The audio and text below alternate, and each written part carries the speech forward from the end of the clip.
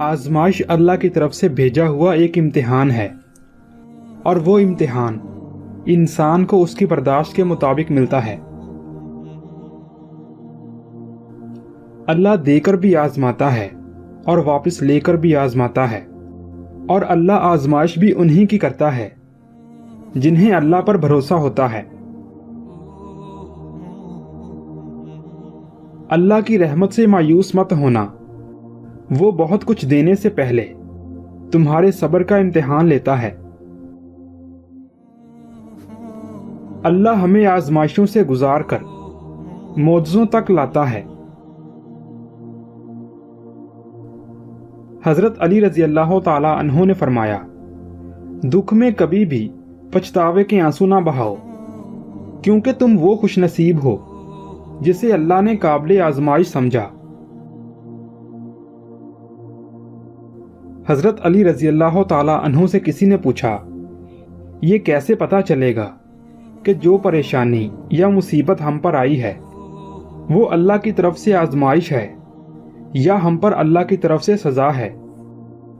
تو آپ رضی اللہ تعالی عنہ نے جواب دیا، جو مصیبت تجھے اللہ کی طرف لے جائے وہ آزمائش ہے، اور جو اللہ سے دور کر دے وہ سزا ہے۔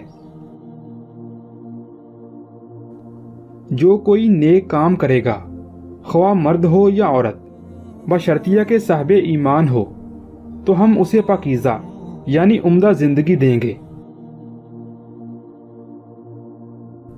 آزمائش کیوں آتی ہے؟ رسول اللہ صلی اللہ علیہ وآلہ وسلم نے فرمایا، بندے کی آزمائش اس کے دین کے حساب سے ہوتی ہے۔ اگر وہ اپنے دین میں پختہ اور مضبوط ہو تو اس کی آزمائش بھی زیادہ ہوتی ہے، اور اگر اس کا ایمان کمزور ہو تو اس کی آزمائش بھی اسی حساب سے کم ہوتی ہے۔